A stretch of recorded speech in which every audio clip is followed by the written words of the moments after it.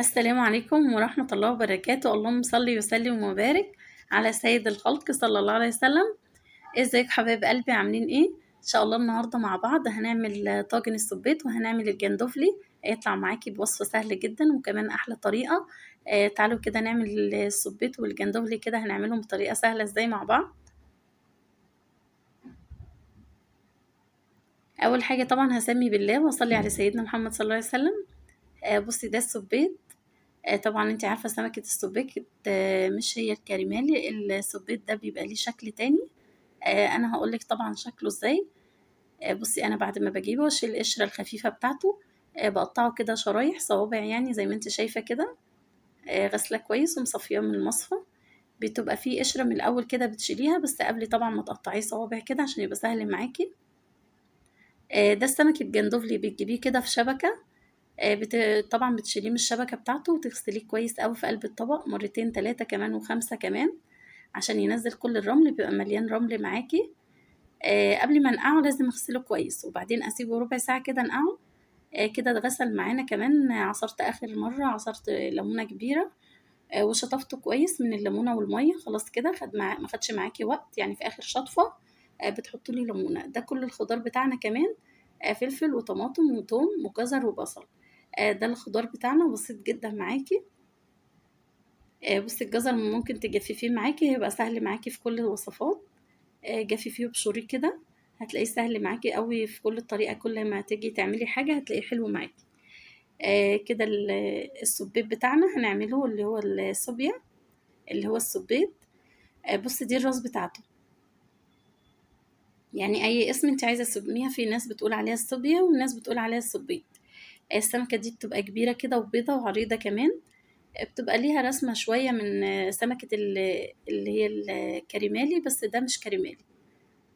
ده سبيت بيبقى حلو قوي معاكي في الطريقه بتاعه الطاجن معاكي، وممكن تقليه كمان.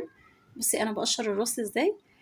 بصي هو السبيت ايه الفرق ما بين السبيت والكريمالي؟ عشان في ناس بيقولوا هي السبيت بتبقى مفتوحة في الظهر من ورا، او الراس بتاعتها بتبقى كبيرة قوي كده زي ما انت شايفة. الخياشيم بتاعتها بتبقى عريضة. انا بحب انضفها في البيت، لان لما حد بينضفها لك بيهضر لك في الراس قوي. بعد ما تشيليها من قلب السمكة كده وتغسلي السمك بتاعك تشيليه من الحوض، عشان هتفتحي الراس هيبقى فيها حبر كتير. وتفتحيها من النص، تشيلي العيون بتاعتها ترميها طبعا، وتغسليها كويس زي ما انا غسلاها كده، ومخليها المية بتاعتها كده زي ما انت شايفة كده. انا عصرة ليمونة في قلب المية عشان يبقى السمك بتاعي يبقى حلو كده وريحته حلوة. وبتسيبيه في المية كده وانتي بتقشريها بتبقى سهلة معاكي في القشر. يعني انا ما بنقعهوش، انا بس بشيل القشرة. بحط لها كوباية مية كده يبقى سهل معايا وانا بشيل القشرة، ما تلزقش في ايدي. خلاص كده انا قلت لك على طريقة السبيت وغسيله وتقطعيه صوابع. خلاص كده نعمل الطاجن مع بعض. هتحطي كده تسمي بالله، وهتحطي صينية كده على البوتاجاز. هتحطي معلقتين زبدة كبار. أول ما تسخن معاكي الزبدة تسيح معاكي كده، نزلي السمك بتاعك كله اللي هو السبيت ده. نزليه كله كده في قلب الطاجن معاكي في الصينية كده بتاعتك بعد ما سخنت طبعا الزبدة بتاعتك. نزلي كده كل السمك بتاعك.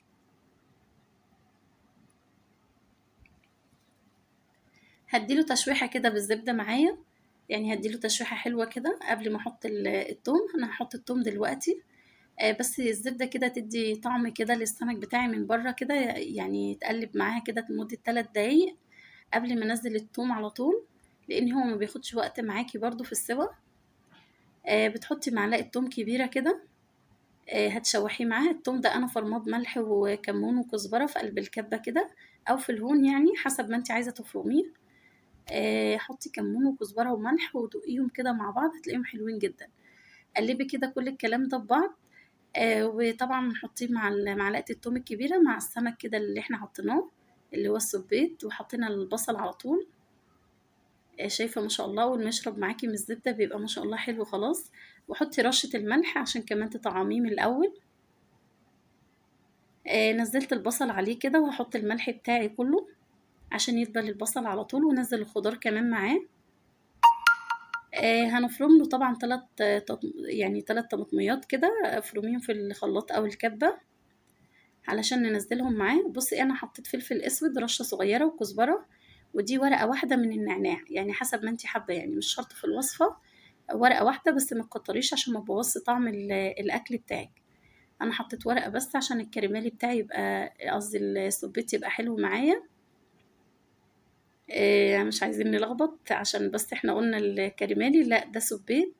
هنحط كده الخضار بتاعنا، حطينا البصل والجزر كده، وحطينا معلقة الثوم وخدوا تشويحة مع بعض، وحطينا الفلفل كمان على طول، كل ده مع بعض، يعني كل اللي احنا حطيناه ده كله مع بعض، بس الأول الثوم مع السمك بياخد تشويحة واحدة، وبعدين بتنزلي كل الخضار، يعني الجزر والبصل والطماطم والفلفل. قلبي كده كل السبيت بتاعك مع بعض كده في قلب الصينية بتاعتك، ياخدوا تشويحة كده لمدة 5 دقايق كده. وبعدين نزلي على طول الطماطم اللي انت ضرباها في الخلاط،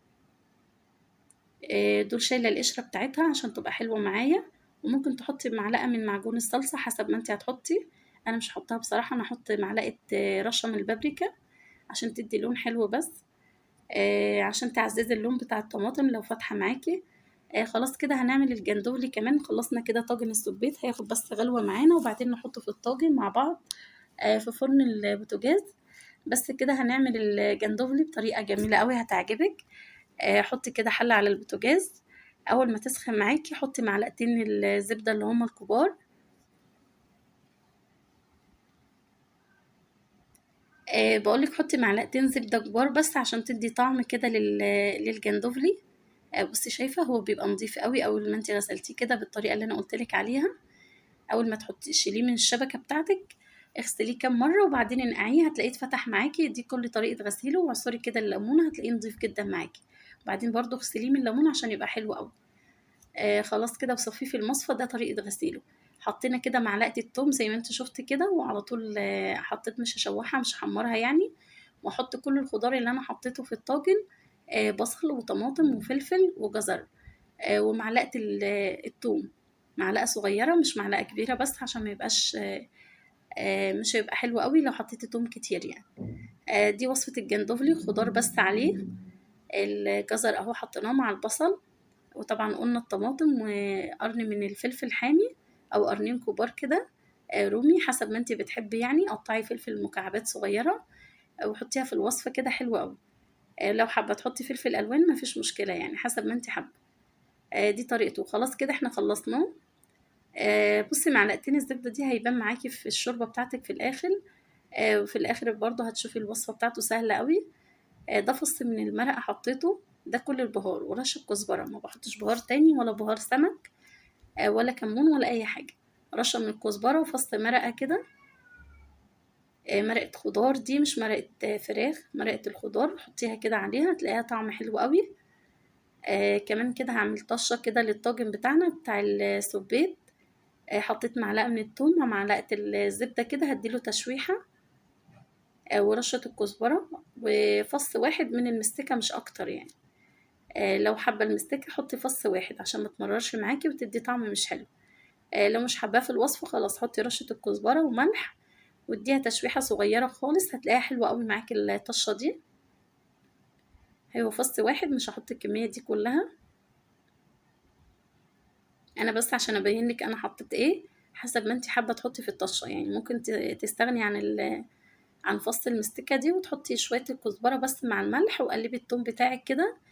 اول طبعا ما اداكي لون الصفار بتاع الطشة كده على طول بتطشيها على الطاجن بتاعك. كمان لسه هنحطه في الفرن مع بعض، هياخد غلوة واحدة بس معايا، وبعدين هدخله في الفرن على طول. خلاص كده انا هسيبه لمدة 10 دقايق، ده السوا بتاع الجندوفلي، ما ياخدش اكتر من كده عشان ما يبقاش شدد معاكي، مش هيبقى حلو يعني، لان هو بيتاكل كل الجزء اللي جواه بس مش ما فيهوش السوا بتاعه 10 دقايق بالظبط، تحسبيهم على ايدك. بيزيد 5 دقايق عن سوا الجمبري، لان الجمبري بياخد 5 دقايق بس او 4 دقايق. لكن الجندوفلي بياخد 10 دقايق بس، هتلاقيه ما شاء الله عليه استوى على طول معاكي. بتحطي عليه الخضار والزبدة كده، دي طريقة الجندوفلي سهلة قوي. خلاص هحط الطاجن ده في قلب البوتاجاز زي ما انت شفتي، جبت صينية بايركس ودخلناه في الطاجن لمدة نص ساعة، ما شاء الله طلع معاكي حلو قوي.